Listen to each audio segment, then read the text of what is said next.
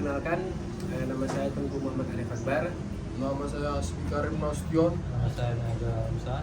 Di sini kami bertiga ingin melakukan tugas pengantar ilmu hukum oleh Pak Tengku dengan tema manusia, masyarakat, dan hukum.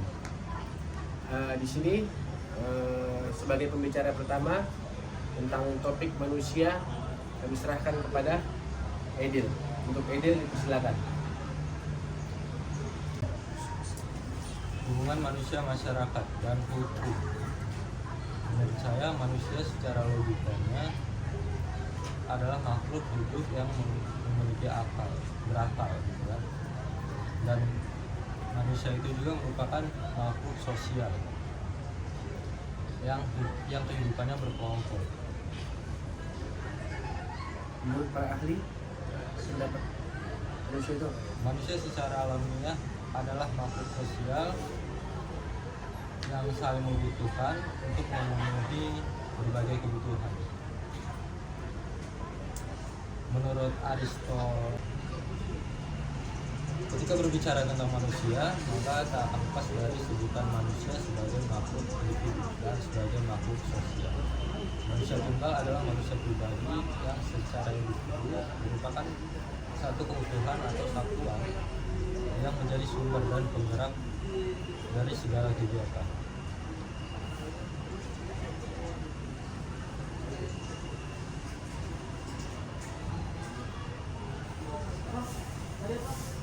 Sebagai subjek dari memenuhi segala apa yang berharga,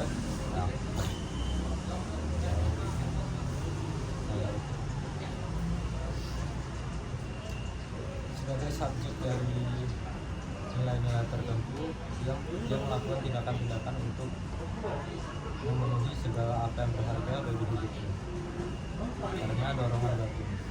Akan tetapi manusia tidak dapat hidup sendiri di dunia ini.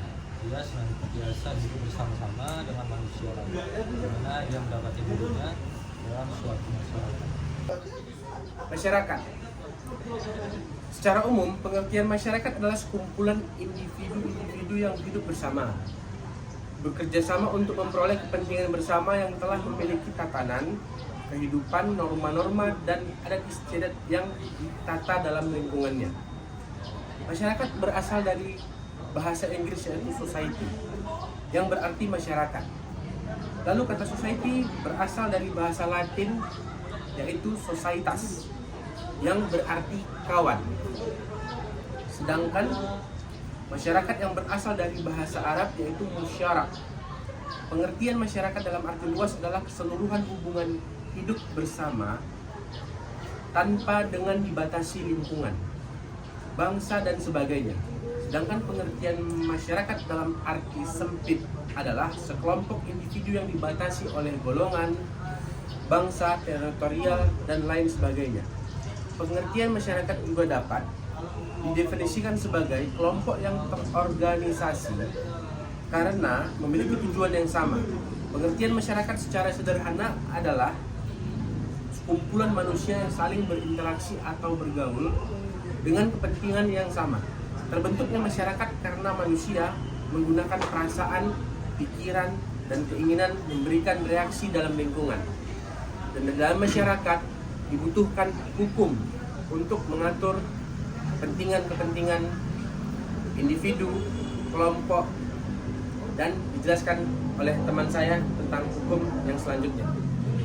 Mengenai hukum sendiri terbentuk karena adanya beberapa kepentingan manusia yang berbeda antara satu dengan yang lainnya, sehingga butuh sebuah fasilitator untuk menjembatani kepentingan satu dengan yang lainnya agar dapat tercipta. Masyarakat atau adat. Hal ini menjadi pemikiran yang cukup serius.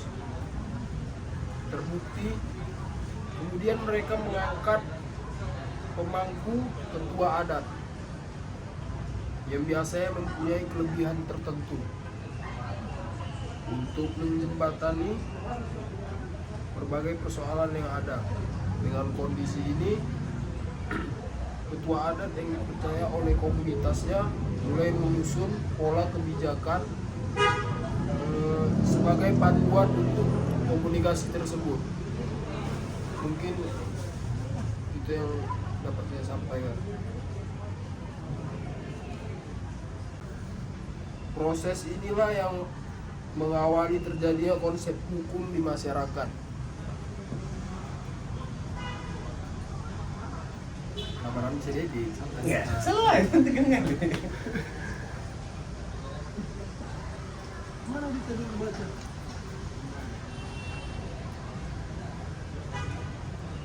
Masyarakat adat sudah terlebih dahulu mengetahui arti dan fungsi hukum yang sebenarnya. Inilah yang kemudian disebut sebagai hukum adat. Dapat dirumuskan bersama bahwa hukum adat merupakan hukum yang tertua yang hidup di masyarakat. Hanya saja mayoritas hukum adat ini biasanya tidak tertulis. Inilah salah satu kelemahan hukum adat.